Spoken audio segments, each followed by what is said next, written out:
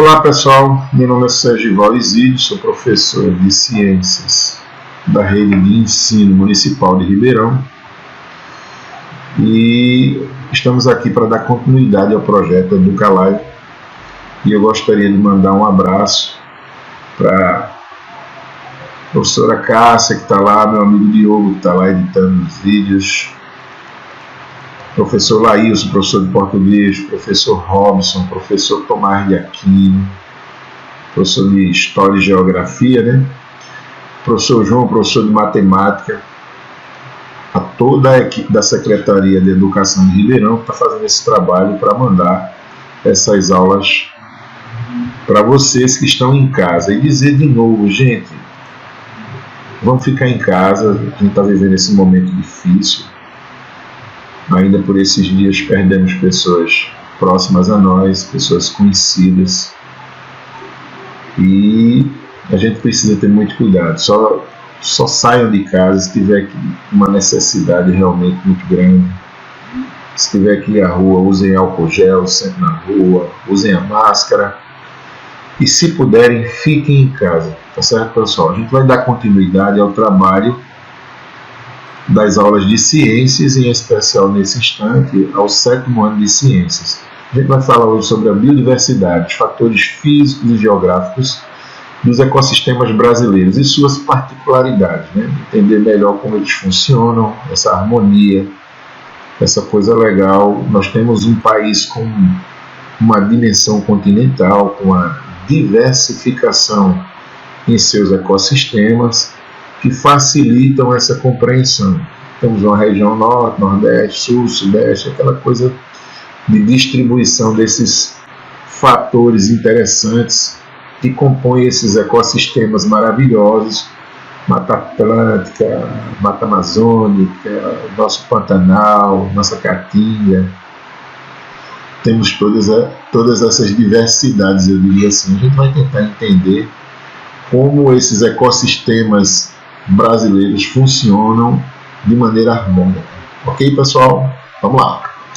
Então, só para a gente lembrar, esses ecossistemas brasileiros, entender sua funcionalidade, é importante ter uma ideia do tamanho do nosso país, né? O Brasil é um país com uma proporção ou com proporções territoriais continentais, né?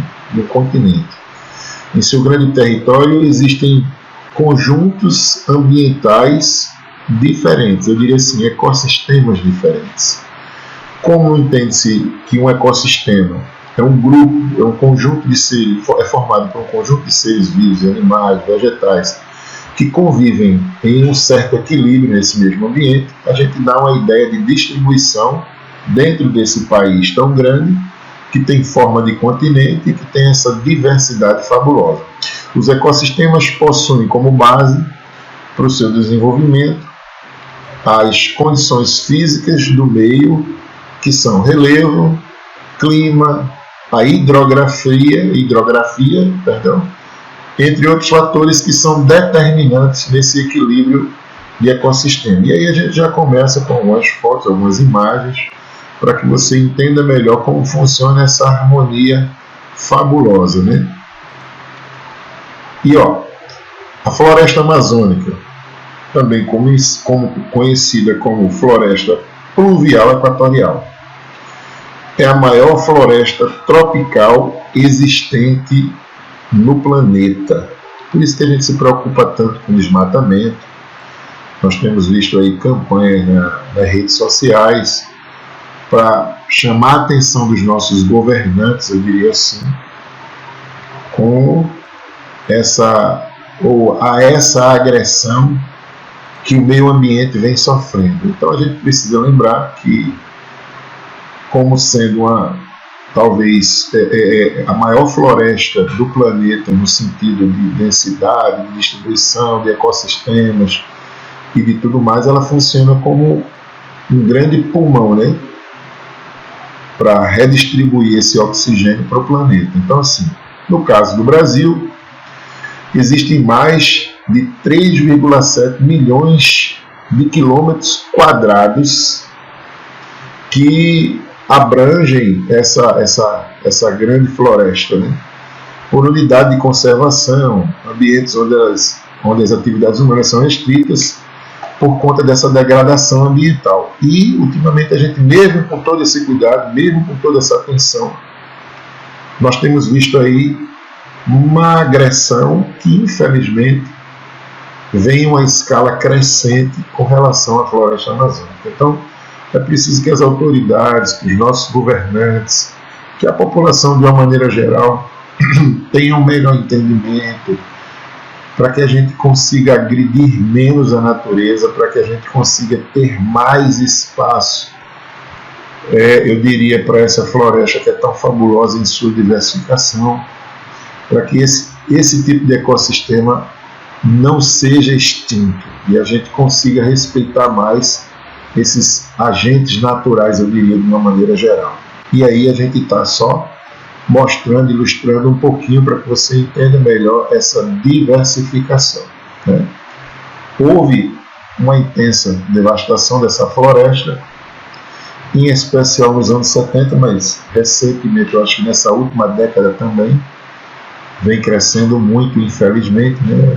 O povo brasileiro ainda não aprendeu a valorizar um dos seus maiores patrimônios.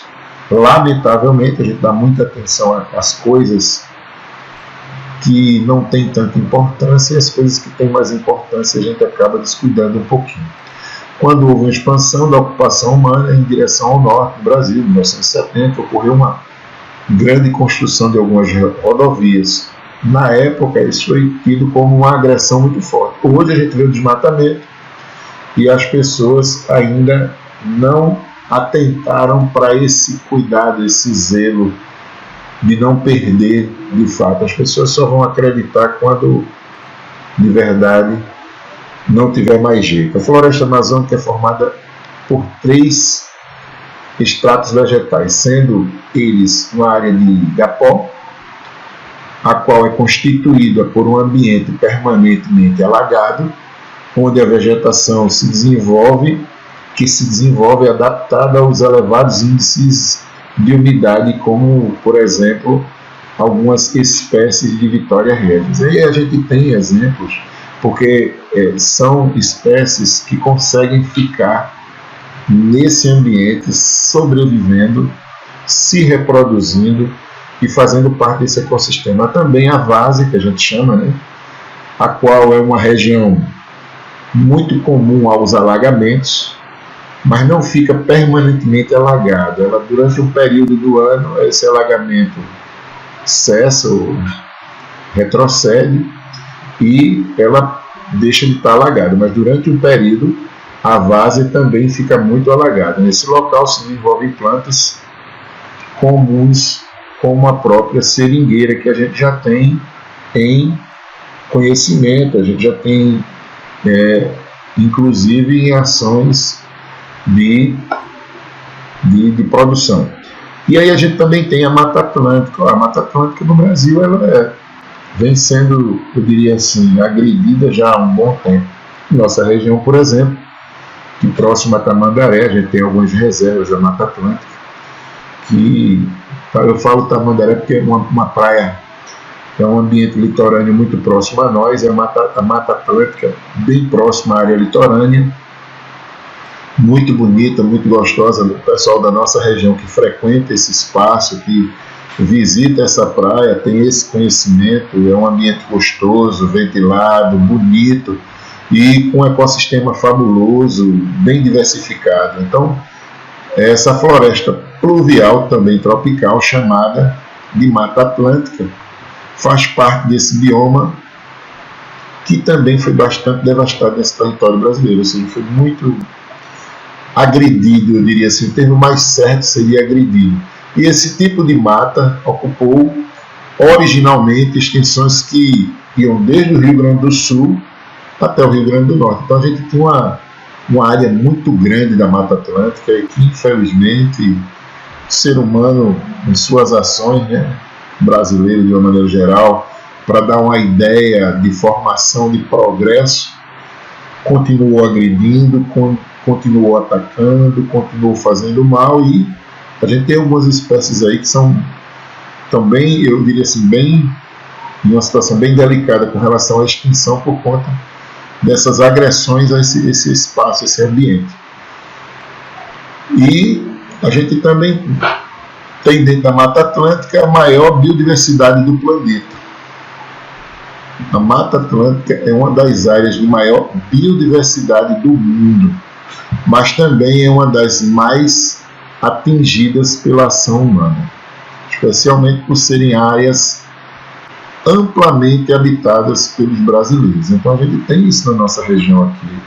A gente muitas vezes vê resquícios ou restos de Mata Atlântica e o pessoal que se diz produtor de uma certa forma, terminando de agredir a natureza para fazer um plantio de cana-de-açúcar ou de outras culturas, e aí invade essa Mata Atlântica, acaba com um ecossistema ali que já existe ali, algumas espécies que infelizmente vão deixar de existir naquele espaço, também por conta dessa lamentável agressão ou infelizmente desse pensamento egoísta do ser humano de querer produzir. Professor, mas existe a necessidade da produção, existe a necessidade do emprego, eu até concordo com algumas situações, mas era preciso se procurar uma maneira de se agredir menos a natureza, para que o planeta perdesse menos essa condição, e mesmo assim a gente conseguisse produzir alimento, ou mesmo assim a gente conseguisse manter determinados empregos sem tanta agressão. Eu costumo dizer que é preciso olhar para a natureza com um olhar diferenciado. E até porque tudo que a gente manda de volta para ela, tudo que a gente manda para a natureza com o tempo, ela manda de volta para a gente.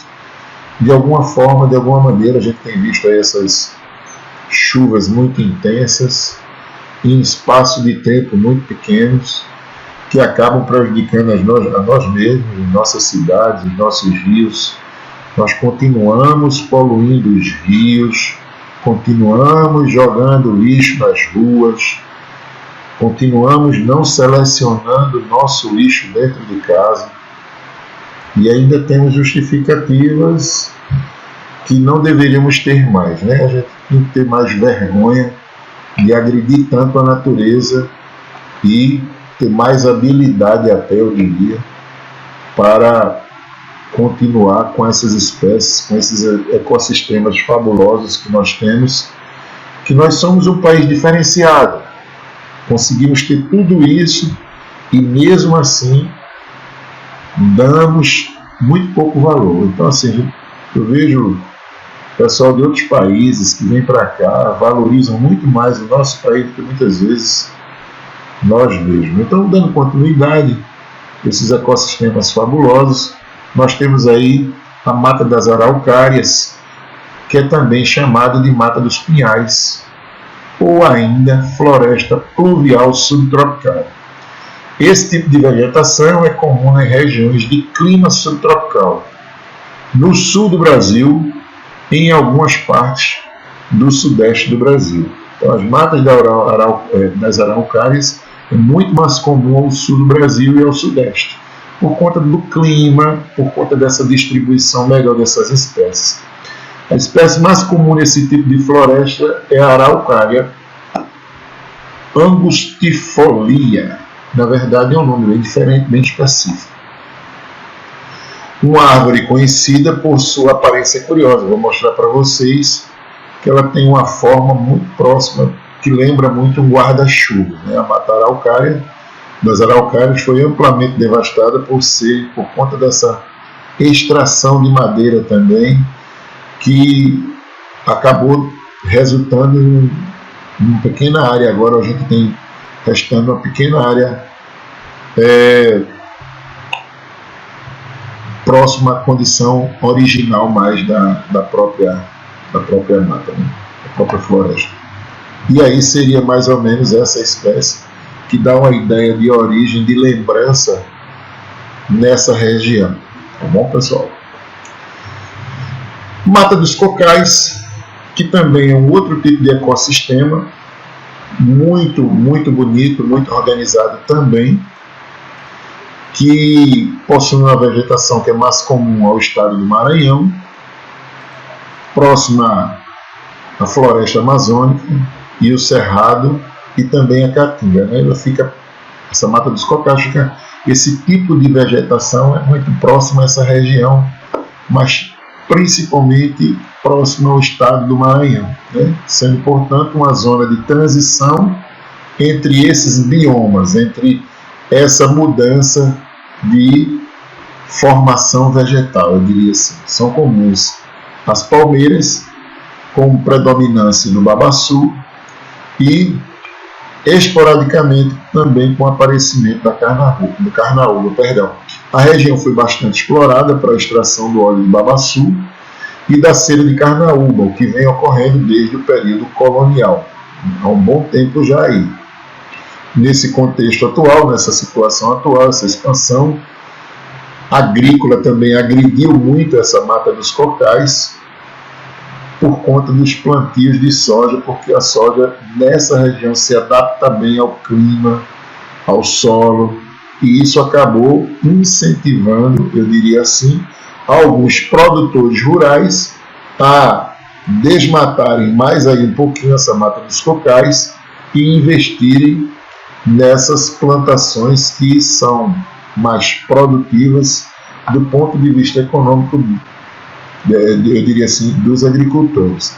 Mas é como eu falei anteriormente, a gente precisa lembrar que a natureza vem sendo agredida. Eu acho que nós precisamos produzir alimento para o resto do planeta, não só para nós. Nós somos aí um dos maiores produtores de grãos do planeta, mas precisamos também lembrar que existem espécies que não podem ser extintas. Existem biomas que não podem ser extintos. Então, assim, é preciso aprender a conciliar uma coisa e outra. Certo, pessoal? E aí, só para a gente lembrar como isso funciona. E aí, nós temos a velha e boa caatinga, né, que é mais comum para nós que somos da região norte e nordeste, eu diria assim. É de maior conhecimento nosso, a gente escuta muito falar, existem histórias de plantações, eu diria plantações, não, perdão, de pessoas que vivem nessa região, ou que o sertanejo, de uma maneira geral, de um entendimento maior. Então a caatinga é uma vegetação adaptada ao clima semiárido, sendo comum sua existência no Nordeste brasileiro. A vegetação da caatinga é formada por plantas xerófilas, arbustos caducifólios e espinhosos, né? Essas plantas possuem uma adaptação para a reprodução, e a gente sabe que todo esse processo de evapotranspiração, por uma questão de adaptação, a planta diminuiu o espaço entre as folhas, liberando os espinhos, para que ela pudesse manter esse equilíbrio hídrico, eu diria assim, perder menos água.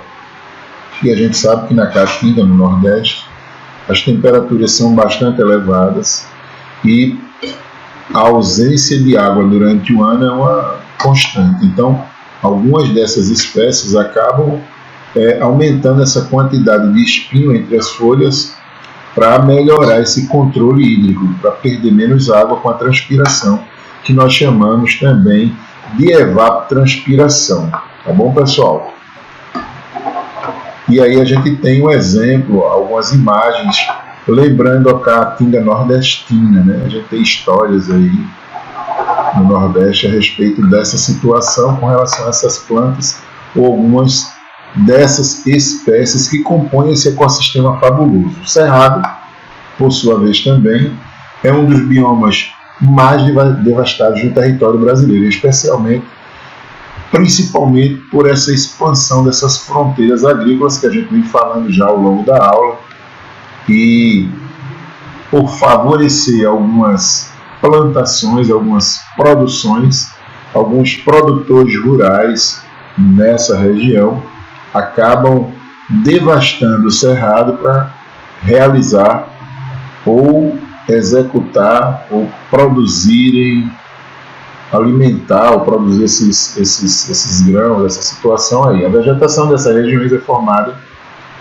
por árvores que são estacionais, elas são arbustivas também, e tem uma profunda raiz e caracteriza, né, que lembra essa região. As árvores do cerrado possuem troncos retorcidos e a casca é bastante grossa, é bastante densa, e as quais são bem adaptadas ao clima da região, que possui uma quantidade de chuva maior durante o período de verão e o inverno com pouca chuva. Em algumas regiões, o cerrado também é chamado, caracterizado, lembrado com o nome de cerradão, quando por conta dessas chuvas mais elevadas, a vegetação fica mais densa, mais fechada, mais forte. E aí, só para lembrar vocês algumas imagens de espécies do cerrado. A gente tem também o Pantanal, que é muito comum, esse ecossistema brasileiro, né, que fica situado na região do Mato Grosso do Sul, que durante um período do ano fica submerso, fica debaixo d'água, e uma área, outra área também, e assim, há uma diversidade muito grande, tanto da flora como da fauna. Então, assim, há uma facilidade de entendimento de riqueza de espécies nesse ecossistema. Esse tipo de ecossistema se estende no território brasileiro, pelos estados de Mato Grosso e Mato Grosso do Sul, e se constitui uma área muito grande de planícies que normalmente estão sujeitas a esse tipo de inundação, de acordo com a quantidade de chuva que cai naquele ambiente. São ambientes com relevos planos, normalmente, nos quais, durante um período do ano, como eu já falei anteriormente, essas terras ficam debaixo d'água. Tá certo? O Pantanal é um complexo que agrupa vários tipos de vegetação, bem como também ela é rica nessa biodiversidade também animal, que a gente chama de fauna, que dá uma ideia maravilhosa de riqueza, de beleza e de tudo mais bonito que lá se encontra no Pantanal.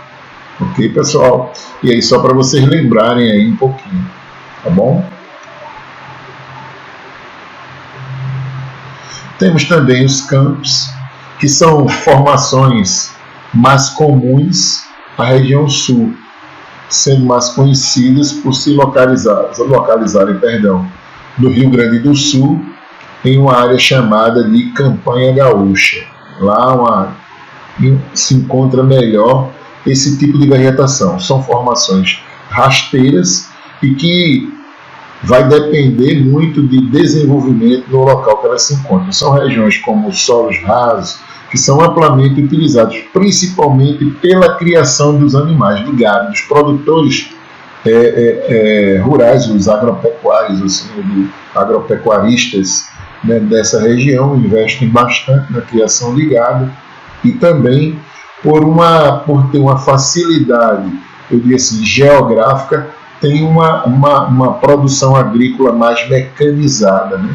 Por serem terras relativamente planas, isso acaba ajudando nesse investimento nessa área. E aí a gente tem mais um exemplo também para vocês darem uma olhada aí, uma coisa bem interessante. A vegetação litorânea, como eu tinha falado anteriormente, a gente fala muito na região da gente, Mata Atlântica, mas próximo às praias, nessa região muito mais perto das praias, a gente tem uma vegetação que é muito específica. E aí a gente tem a presença das restingas, a gente tem a presença dos manguezais, que servem como estuários, que servem como berçários, que servem para a reprodução de algumas espécies. E aí essas são consideradas como vegetações litorâneas, os manguezais e as restingas, sendo formações vegetais típicas do litoral brasileiro. A restinga, na verdade, é uma vegetação que se desenvolve nas áreas com areia, né? Com a existência de arbustos e algumas árvores. Os manguezais, por sua vez, são considerados como regiões ecológicas que são mais voltadas a essa diversidade de reprodução animal, de crustáceos ou de moluscos. Então a gente tem muito na região da gente, às vezes a gente não sabe valorizar, ou não sabe até identificar essa vegetação litorânea, mas ela é muito comum na região da gente, porque nós temos aqui um litoral muito próximo a nós, e próximo até inclusive também a Mata Atlântica, a gente tem essas áreas de manguezais. E aí a gente fala por fim do manguezal, que é um ecossistema costeiro que ocorre na transição entre a terra e o mar, em regiões dos trópicos, tropicais e subtropicais no mundo, do planeta, e que ocupam normalmente ambientes que são inundados por marés e que facilitam